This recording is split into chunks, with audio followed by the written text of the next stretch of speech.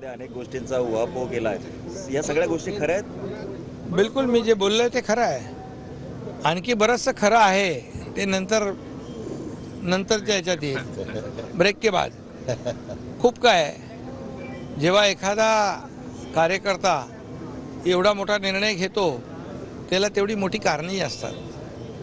त्यामुळे जे आहे ते आहे. मी कधी खोटं आयुष्यात बोललो नाही, बोलणार नाही. माझे काही एथिक्स आहेत. मी बाळासाहेबांचे विचार, दिघे साहेबांचे विचार, दिघे साहेबांच्या शिकवणीमध्ये मी तयार झालेलो आहे.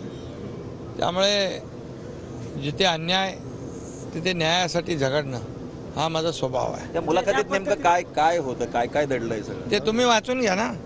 आणि ज्या पद्धतीनं आज ठाकरे असतील किंवा गटागटातून जे आरोप केले जातात, ते राजकारणाचा स्तर खूप खाली गेलाय असं वाटतंय.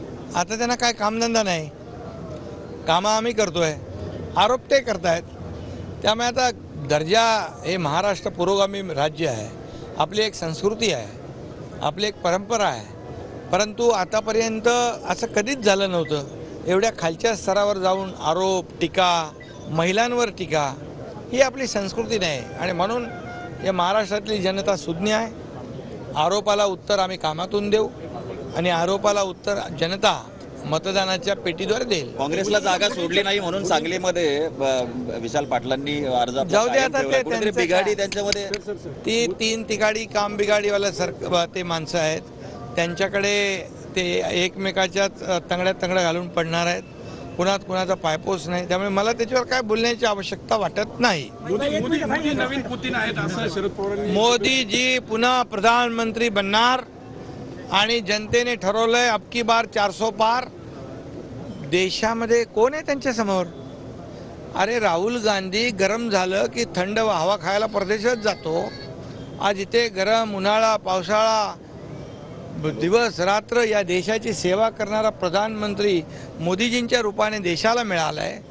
तर कुणाला लोक पुन्हा प्रधानमंत्री बनवणार? देशाची बदनामी करणाऱ्याला का देशाची उन्नती करणाऱ्याला? त्यामुळे बिलकुल ही निवडणूक जी आहे महाराष्ट्रात आम्ही बघतोय, महाराष्ट्रामध्ये जनतेने ठरवलंय आणि देशातल्या जनतेने ठरवलंय की फिर एक बार मोदी सरकार. अंबादास दानवे म्हणतायत की बाळासाहेबांची शिवसेना हे पुढे घेऊन जात आहेत का मागे घेऊन येत आहेत? 22 वरून 16 वर आले. अरे बाबा, ते त्यांच्या इच्छेविरुद्ध मनाविरुद्ध बोलले असतील. त्यांच्या मनामध्ये वेगळं असेल. आणि शिवसेना, ज्यांनी शिवसेनेचे विचार विकले, बाळासाहेबांच्या विचारांना मूठमाती दिली, खुर्चीसाठी आणि पदासाठी जी तडजोड केली ते आम्ही करणार नाही. मिलिंद नार्वेकर सध्या तुमच्या संपर्कात आहे का? अनेक चर्चा त्यांच्या सुरू आहेत. नाही, अजून तरी संपर्कात नाही आहे.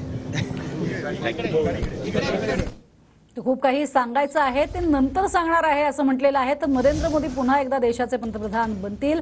मी जे काही बोललेलो आहे ते खरं आहे. अजून काही बोलायचे मात्र ब्रेक के बाद असंही त्यांनी म्हटलेलं आहे. मुख्यमंत्री एकनाथ शिंदे हे शिर्डीमध्ये बोलत होते आणि मुख्यमंत्र्यांनी पुन्हा एकदा नरेंद्र मोदी हेच निवडून येतील असं म्हटलंय.